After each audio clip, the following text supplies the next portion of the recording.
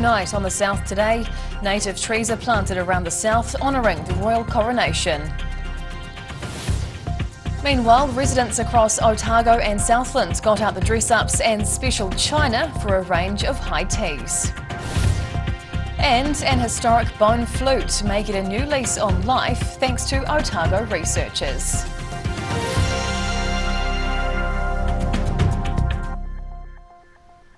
Kia ora, good evening. I'm Hannah Wilkins. Residents across the south were in high spirits for the coronation of King Charles III and Queen Camilla over the weekend. Commemorative native trees were planted in many towns and cities as a long-lasting recognition of the special occasion.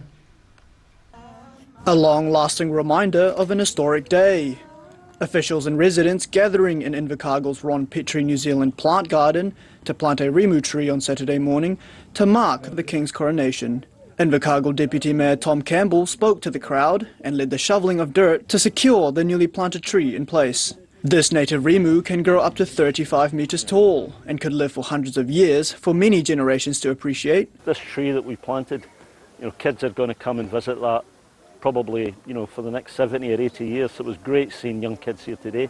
He was only 2 years old when Queen Elizabeth II was crowned, when the tradition was to hand a silver coin to a baby. He still has the coin that was put in his pram 70 years ago. Southern mayors noted King Charles III is known for his commitment to conservation and sustainability, with residents sharing their confidence about the new monarch. He's going to make a very good king because he's got a different view of the world, which I love. This is the Scotch thistle and the daffodils and also the rose, the red rose. That is actually for the coronation today. In Dunedin, around 40 guests gathered at the Dunedin Botanic Garden, with a rimu tree also chosen for the Edinburgh of the South. David Allison, upoko of Kati Huirapa Runaka ki Puketeraki, had the honour of placing the first shovelful of dirt around the tree, followed by other dignitaries and local MPs. And to celebrate the new monarch, Allison led the crowd in a rousing chant of God Save the King. In Invercargill, the South today.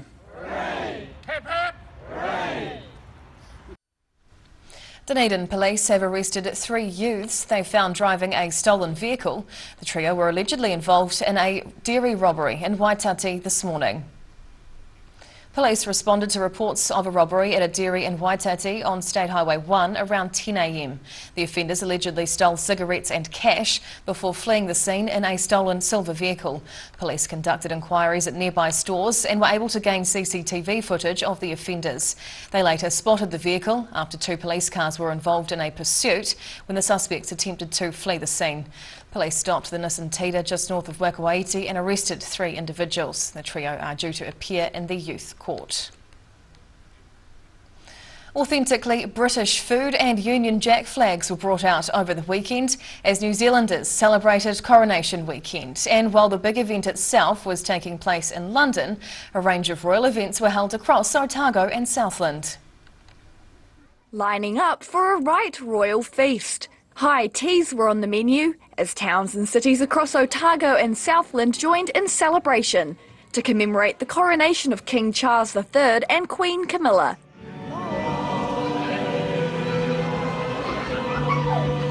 A chorus of God Save the King rang out through the Lake Hawea Community Centre on Friday night. Guests dressing up in tiaras, furs and their best dresses for the coronation event. As he assumes the throne, he takes on the responsibility of leading our people with wisdom, compassion and courage. King Charles held pride of place in the foyer, while in the kitchen workers were busy preparing baked goods and hot savouries for the fashionable crowd. Meanwhile, Alexandra's high tea even featured the official signature dish of King Charles's coronation. We have got quiche. A lot of people screwed their nose up at quiche, but anyway, we have quiche, we have sausage rolls, we have cucumber sandwiches, we have little club sandwiches, we have pikelets, cream and jam. Organisers spent the last fortnight getting everything in place, with almost 27 members coming together to mark the royal coronation. Majority of them do like it, but we are down in numbers today because there are a few that don't like it. The fact that Camilla is going to be queen when Queen Elizabeth II was not going to make her queen. Meanwhile, Dunedin residents had a genuine castle to celebrate the big occasion from, with Larnac Castle hosting a Right Royal post-coronation high tea on Sunday. Guests across the country enjoying being a part of history, as the United Kingdom celebrated its first coronation in 70 years. Across the South today. A decision on a new logo for the University of Otago has hit a speed bump following a period of consultation. Acting Vice-Chancellor Professor Helen Nicholson says the University Council's decided to delay a decision on the proposed new visual identity until later in the year. The delay follows recent revelations and criticism of the university's handling of its significant financial difficulties. The consultation exercise asked students, staff and alumni for their views on the proposed changes. They include dropping the coat of arms and adding a Māori name either above or below the English name. That process finished a fortnight ago and cost around $126,000. University authorities claim they want to ensure they make an informed and well-considered decision.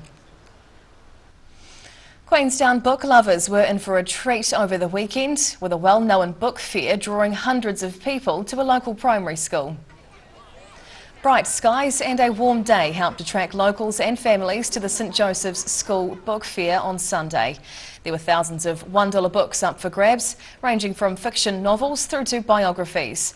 The fair also had a variety of family fun to keep people entertained, including food stalls, bouncy castles and a silent auction. Several of the stalls were run by some of the school's Year 7 and 8 students themselves. School Principal Alan Grant says it's a great opportunity for the youngsters to learn some real-world business skills. They decide what the stall's going to be. They're given a budget, they've got to manage that budget, spend within that budget. They've got to do all the resourcing and preparation, they've got to make signs to advertise, and then of course run the stalls on the day. Even nearby roadworks couldn't ruin the vibe on the day, with organisers pleasantly surprised as crowds were up on previous years, helping raise money to support St Joseph's School. An old Moriori bone flute may be making a comeback. Researchers from the Otago University have been working to find ways to recreate the pre-Māori instrument to help bring this rare culture back to life. Playing the melody of an indigenous culture from centuries ago. This is a replica of a real working Moriori bone flute. The original's one of only 2 bone flutes from that era in existence and is over 100 years old. The traditional musical instrument's currently in the hands of researchers who are aiming to learn more about the Moriori culture. Otago University ethnomusicologist Jen Catamole is part of the team and is creating plastic replicas of the flute, which was carved from a unique object. Albatross bone, and this would have been I think that's the wing bone, the wing rather, then belongs to that part of the bone there. The research team were recently busy in Hawaii, putting the bone flute through a CT scan to help make their 3D printed copies as realistic as possible. Having replicas like this that, they're easy to clean, they're made out of plastic, so, if you were to drop it, probably wouldn't have catastrophic consequences, probably wouldn't break. She believes this type of research is important for the Moriori community, debunking historical misconceptions and helping them embrace their rich culture. And I think it comes at a really pivotal time in terms of the Moriori cultural revival, which has been ongoing for a number of decades now, of course. The team are planning to get Moriori musicians to play the replica flute and are hoping to stage a Moriori exhibition at Te Hura Otago Museum next year. In Dunedin, the South today. Whai Yakane, still to come on the South today. Duck season kicks into gear with calm and clear conditions for most, and we'll take a look at the inbound wild weather forecast.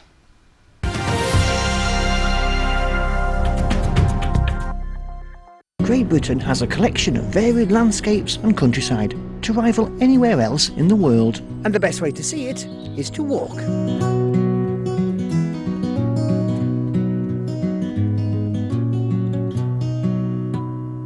Here at Age Concern Otago, we offer a range of services to support Otago seniors to age well with dignity and independence. We provide social work support, visiting service, health promotion and social activities. Check out what we have on offer at ageconcernotago.com. If you're at risk of developing melanoma skin cancer, you owe it to yourself to have a mole map.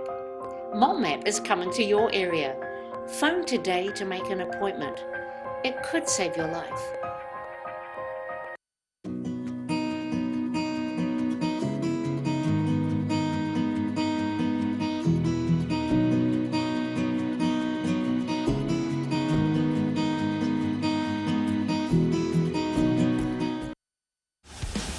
Aero, used by Australia's top bowlers with their unique Z-scoop grip that redefines the game. Machined with robotics for unparalleled accuracy, Aero, same line, every time. Drive away your way with 3 incredible offers on the Honda CR-V Adventure Ready range. Choose from 2.9% finance with zero deposit, third finance, or lease a new CR-V from just $136 per week.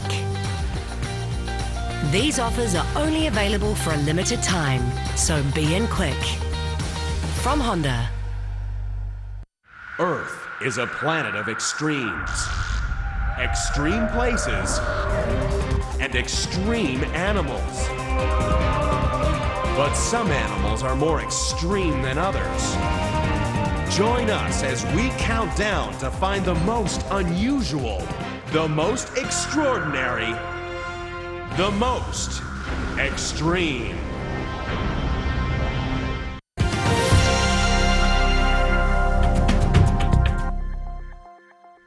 Tēnā koe, welcome back. Calm and clear skies made for low bird counts on the opening weekend of duck shooting season on Saturday. But those conditions also made for a pleasant day out in Maimais for hunters, including Southland's Manson family. Saturday morning beginning with a bang as Southland duck hunting season got underway. Family and friends, young and old, gathered at Maimai across the region for the start of the game bird shooting bonanza. The Manson family have been coming here for well over a decade, now with 3 generations taking part. Grandfather Trevor Manson says for Southlanders, duck hunting season is a big deal. There's fights, lawyers involved over land sales with duck ponds on it. There's weddings cancelled. There's funerals just about cancelled. You know, you're not even allowed to die on a duck shooting day. It's just about religious. With around 50 years of duck hunting behind him, he says it's just awesome to now be sharing the day with his son and grandson. As a third-generation duck hunter, 14-year-old grandson Angus Manson says the start of the season is always an exciting occasion. Probably when you hit your first couple ducks, that's pretty cool.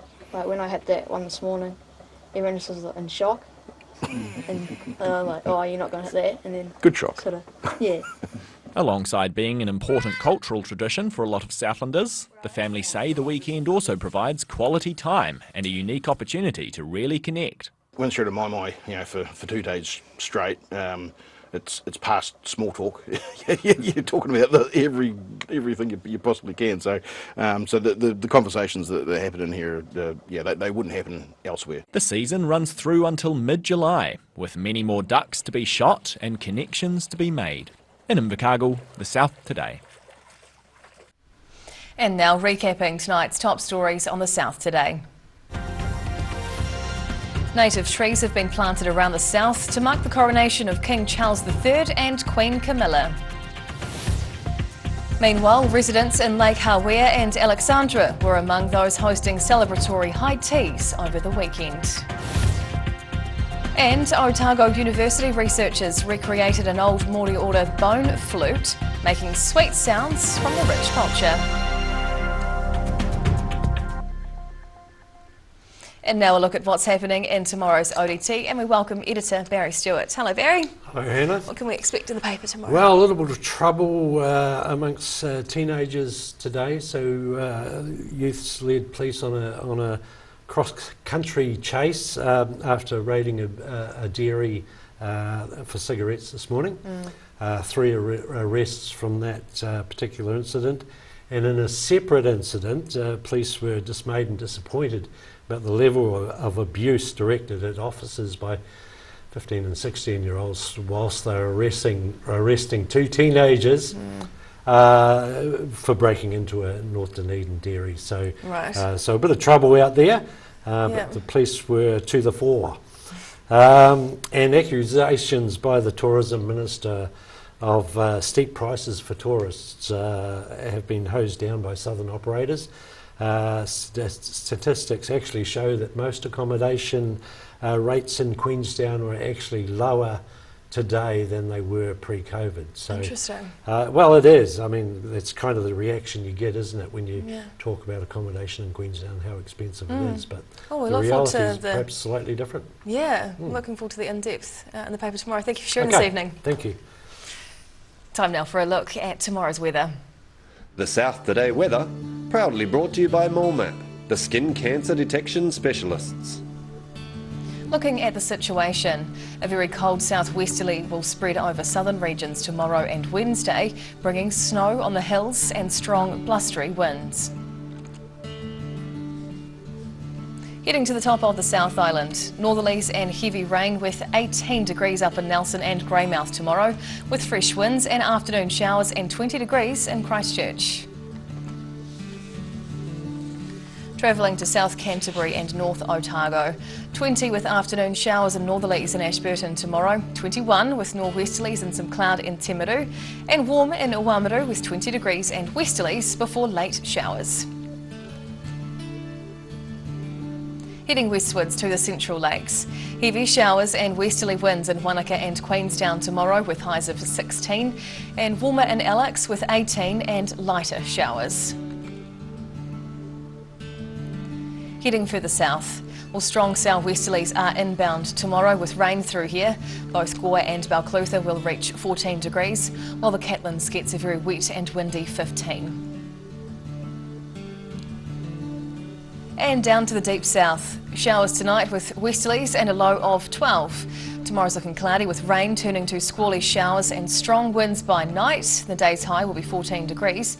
Then Wednesday brings strong to gale force southwesterlies and sleety showers with a chilly high of just 8 degrees. And finally heading to Dunedin. Showers overnight and a 14-degree low. Then the first half of tomorrow will be sunny and warm with a high of 19 degrees, but the afternoon brings cold southwesterlies and showers. And that wet and windy weather sticks around on Wednesday too, with sleet, hail and near gale force winds in exposed places and a chilly high of 8 degrees. And that's the news this Monday. For the latest news and videos from the southern region, head online to odt.co.nz. Follow Channel 39 on YouTube to catch our news bulletins on demand. And on Facebook, search for the South Today NZ to see our favourite stories from around the regions. We'll see you again tomorrow. Ka kite apopo.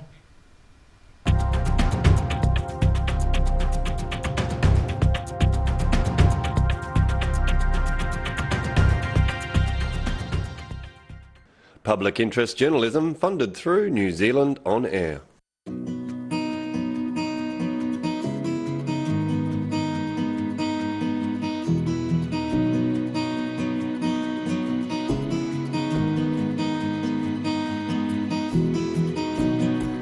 If you're at risk of developing melanoma skin cancer, you owe it to yourself to have a mole map. Mole map is coming to your area. Phone today to make an appointment. It could save your life. Living Well Disability Resource Centre, a not-for-profit charitable organisation and your one-stop shop for information and resources to help you retain independence. We offer a wide range of assistive products from jar openers to mobility scooters and provide assessments for Total Mobility, the half-price taxi scheme. Come and see the friendly team. You'll find us on the corner of George and Bath Streets, ground floor of Burns House. Every day the team at Gillian supports grieving families at their time of need, from answering your questions to organising a farewell that reflects the wishes of your loved one. We can help. Call Gillian's today.